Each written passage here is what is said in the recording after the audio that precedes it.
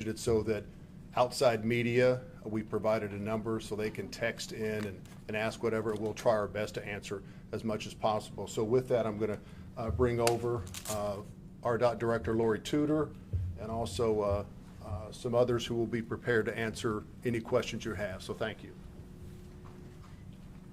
Thank you, Parker. Thank you all for being here today. Early yesterday afternoon, on May 11th, a significant fracture in a steel beam that is crucial to the structural integrity of the I-40 Mississippi River Bridge between West Memphis and Memphis was discovered. This bridge is also known as the Hernando de Soto Bridge.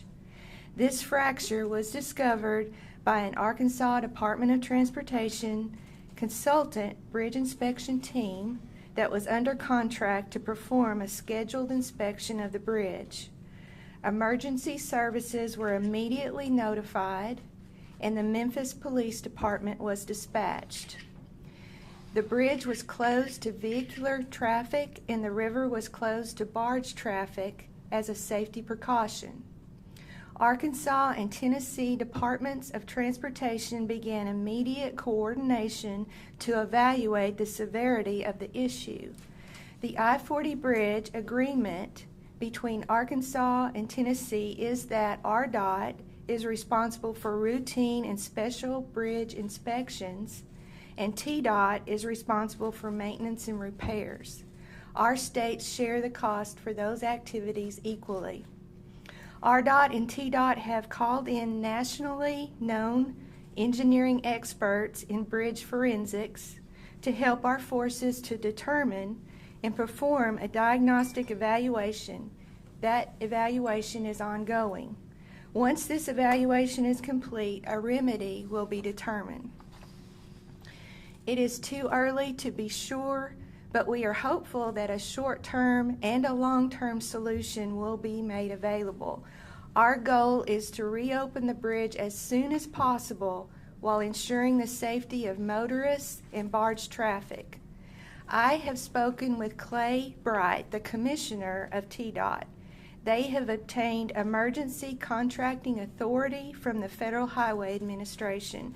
They are committed to using every tool available to quickly remedy this problem. Construction of the I-40 Mississippi River Bridge began in late 1960. It was opened to traffic in 1973. The bridge had a comprehensive seismic retrofit that was completed in 2011. This work provided seismic strengthening of the foundations and other bridge elements. It did not make any modifications to the fractured steel beam because this beam is not vulnerable to seismic event loading. This bridge carries 41,000 vehicles per day. Of that, 30% are commercial motor vehicles. This bridge is a vital link for freight east and west of the Mississippi River. The Mississippi River is a waterway that is crucial to barge traffic and movement of commodities. This event highlights the importance of ARDOT's bridge inspection program, which is based on nationally accepted bridge inspection standards. This fracture had the potential of becoming a catastrophic event that was prevented by our staff's diligent efforts in managing our bridge inspection program. ARDOT has 27 bridge inspection teams across the state, in addition to hiring and managing consultant teams to supplement our staff. In 2020, we performed 10,384 bridge inspections on state highways, county roads, and city streets. I am very proud of ARDOT's staff and thankful for their efforts every day to protect the road users of Arkansas. It's a tough job that goes unnoticed, but today it's noticed. They are heroes that have saved lives. We are also thankful for our partners in Tennessee and our partners with the Federal Highway Administration. We are working closely with them and have full confidence in their abilities to meet this challenge. Today I have with me Rex Vines, our Deputy Director and Chief Engineer, and I also have Steve Frisbee, our Assistant Chief Engineer for Operations. And then again, we have Dave Parker, who's our public information officer. So hopefully between the four of us, we can answer any questions you may have. What might cause a fracture of this sort? It's a fatigue type fracture, and this bridge is nearly 50 years old. And the constant movement that happens as the traffic goes across the bridge, it's just like, say, a paper clip. The more you move it and finally it breaks, it's something similar to that. It's just the constant use, the 50-year-old, it's 50 years old, and it's just, and How many of these beams are there on that bridge? 32. There's two beams. Okay, so how big are they? I mean, how big are they? How much do they weigh? The cross section is 24 inches by 32, and they run the length of the span. Across the river, Yes, correct. one continuous beam. Yeah, it's considered. There's two continuous beams, but So they're it's like- they're welded together or bonded together by plates, but they're considered a continuous beam. And so how long would they be? 9,000? I mean, that bridge is 9,000. The two spans are 900 feet, so 1,800 feet total. So they're horizontal braces, they're not vertical braces? Correct. Like this beam was 900 square feet, or 900 feet, or 1,800 feet? It's 900 feet. There's two 900 feet spans. Okay, so this is one of those two. Yes, And there's four beams all. two Four. beams. Okay. There's two spans. Okay, I'm with you. Yeah. But- Each span has two continuous beams supporting the deck. Okay, but they're both welded. The ones on the same side are welded together. I'm Oh, not no, following no, the question. Just each span. Never mind. Okay. Okay, So this is literally one of the two beams that hold up each side of the bridge. correct. That's correct. I guess how big are those cracks and where exactly are they located on the bridge? This particular crack is, I don't remember the exact location. It's a few feet off of the support. Top crack, as far as you asking how wide, Yeah. I don't know if we have that information yet. It's not really, once it's cracked, it's cracked. Once the surfaces aren't touching, they're not performing correctly. So, yeah. Before the inspection, were there any clues or signs or indicators that the bridge might be getting a lot of wear and tear? Not particular. This crack had not shown up before. When was the last inspection? I believe it was September of 2020. Is that correct? So why, I thought it was, isn't it inspected every 2 years? No, this is a fracture critical bridge, and those we inspect annually. Who discovered it? Uh, Which firm? Michael Baker International. Gotcha. What about the other beam? Well, we've looked at it. It's fine. Well, Yeah, okay, we're looking into it. We're reviewing it, monitoring the bridge, but there's no indication of any other issues. Is this something that happens quite frequently across the country with these type of bridges, or is this just something that just did happen? I mean, do we see this on bridges throughout the country? I don't believe this is a common occurrence, no. How thick is the beam? The Metal on it? It's 1/2 inch to 3/8, I believe, or not. I'd have to look at the shop drawings to know for sure. Okay, about 1/2 inch then. I believe so. What are some of the possible solutions moving forward? That's still under investigation. Okay. Is it a complete tear down and then build back up, or is it fixing? We don't know that yet. We're still waiting for the diagnosis. Well, what other bridges are built like this with those? Is that pretty common with just having the two beams on each span? No, this, I don't believe we have any others in Arkansas like this. Why is that? Because You know, that was designed in the 60s. That was before I was born, so I'm not sure. Steel? Is it steel? It's, yes, the beam is steel, yes. So no timeline? Not at this point, we don't. and you brought in, if I understand it, there's a two-pronged approach. I think Tennessee's working on the repair, and you guys are doing the forensic. Well, no, we're working together for doing the forensics. We brought in experts in the field, both Tennessee and Arkansas. They brought in experts, and they're coordinating their efforts Okay. to provide a forensic and to come up with a solution. So that's not separate from the repair. It's all together. Right, yes, we're collaborating with them for everything. Do we have any idea of how long that crack was there before they found it? No, we do not. Have there been any, excuse me, any red flags with the bridge or any concerns with it in the past? Just like any bridge that's 50 years old, we've got, you know, we do have issues that we address as we come onto them, but nothing significant. Traffic just gonna go on another bridge for now, or is there any other kind of plans? That's really our only option at this point. Yeah.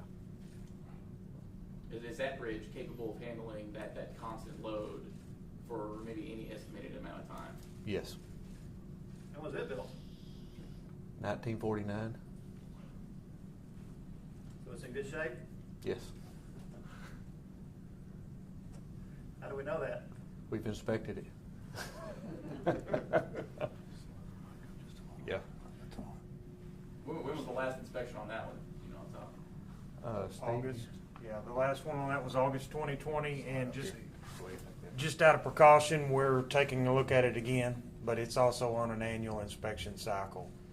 And, but yes, everything's looking good with that bridge. Where will the funding come from? Is this all shared state responsibility with federal funds paid for it? Or? Yes, it'll be a combination of funds. Federal Highway Administration stands ready. They contacted me yesterday. Don't worry about the funding. We're going to get that bridge up and going again. We'll figure out a way if it means we have to go straight to Washington, but we'll take care of it. I mean, considering it's one of the main beings supporting that bridge, it just sounds like this is going to be weeks, if not months, and being closed, at least to traffic on it. Can you? Well, our main goal is to ensure the safety of the road users. And then also our secondary goal is to open it as quickly as possible. And those two things will be what guides us in decisions in the near future. Hopefully there's going to be an easy fix that'll happen relatively soon, but we just can't address that right now. We will, as soon as we know that, we will let the press know. What would be the easy fix?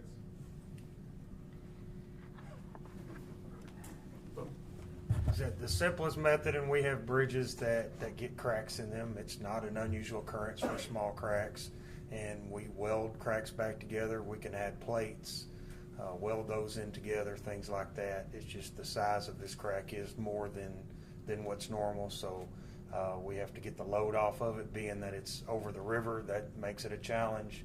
You know, it's just compared to a typical bridge, this is a large bridge, one of our largest in the state. And being over river, it just makes it a challenge to repair compared to a typical repair. I know you said you didn't have specific numbers as far as how big the actual crack is. Do you have an estimate of how big it might actually be? Well, and I believe TDOT also shared this in their information, but so this beam is about 2 feet wide, 24 inches wide by 30-something inches tall, one entire side is cracked through, the top is cracked through, it probably propagated from the top, and the bottom has about 2 inches, so the inside is fully intact. So it's over 50% cracked through. Now again, as we mentioned, there's two other, there are only 2 main trusses on here, but there are a lot of other components to the bridge. There's girder supports, there's the vertical trusses, there's a lot of components to this bridge. It's just that this is one of the 2 key components, so we're being very cautious about it, but it is very serious. The amount of water flowing underneath it as it rises due to increased rain, that will make a difference, correct? I wouldn't think so, that the water flow, this bridge does flex and move, and so we have sensors and monitor the bridge, but I do not believe water flow would be any significant factor in that. Would that make any difference as far as fixing it? Would that impede that a little bit with the increased water flow? It's possible if we were in very serious flood conditions, but we have barge traffic. These specialty contractors that make these type repairs, they're used to building bridges in the river. They have massive cranes that sit on barges that can reach these types of things. Where on the span is the crack? Is it close to the one side or the other, or is it in the middle?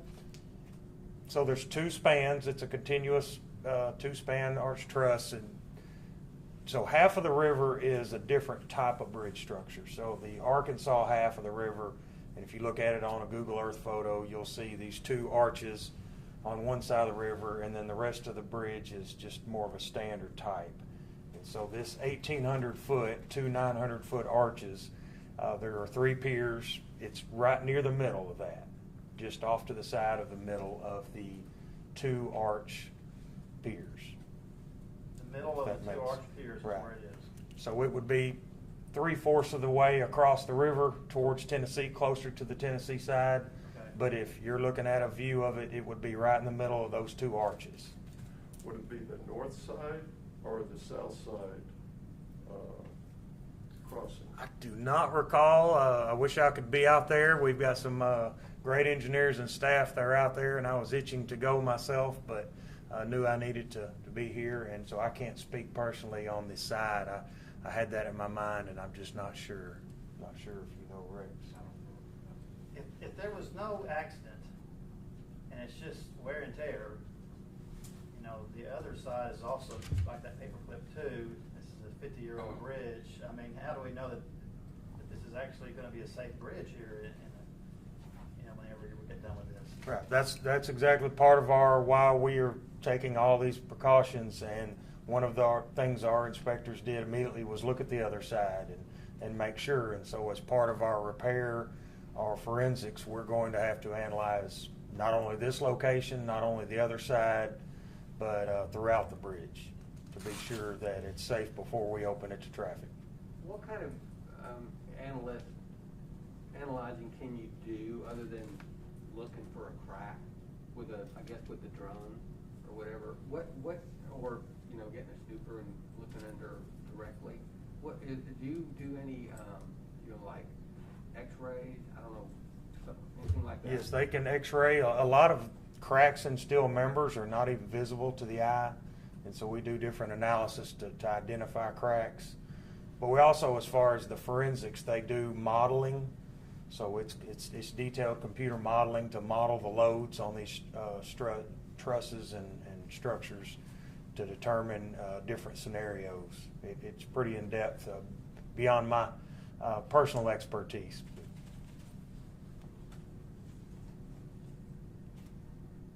Anything else right now?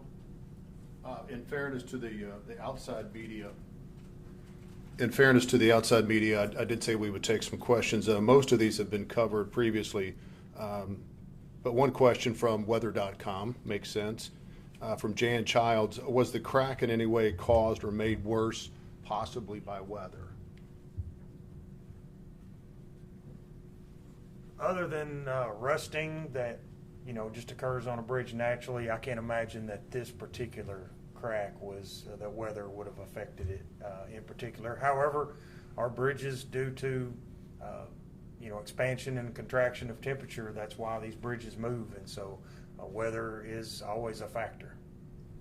I guess based just on some of the initial things that you guys have seen, do we know if this crack sort of appeared rapidly, or was it a little, more over time that we know that this sort of appeared?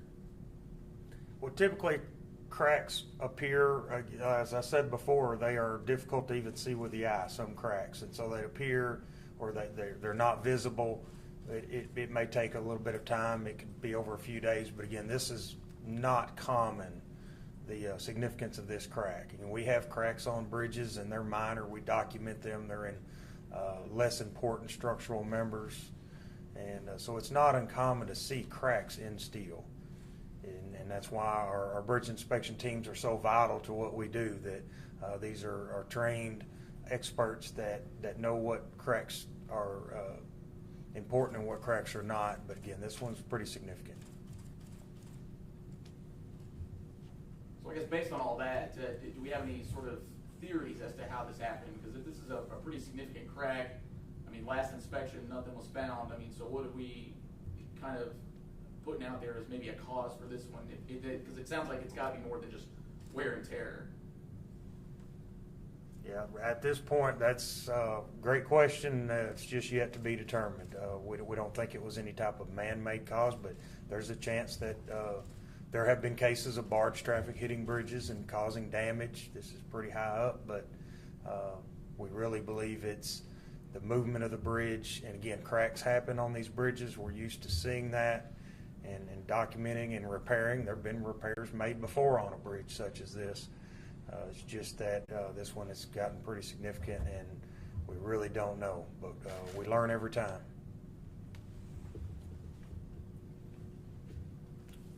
Okay.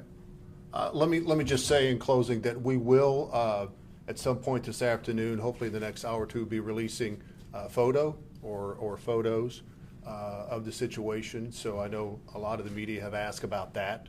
I understand that. So we're going to get that out to you guys as soon as possible to make all your deadlines. So, yes. Can you release any drone video? Well, what I'm talking about would be stills taken from a drone. I didn't know, I'm not aware of the drone video. So right now we would be releasing stills photos taken from a drone. So with that, thank you. I appreciate you guys coming here. If you have follow-up questions, I think you guys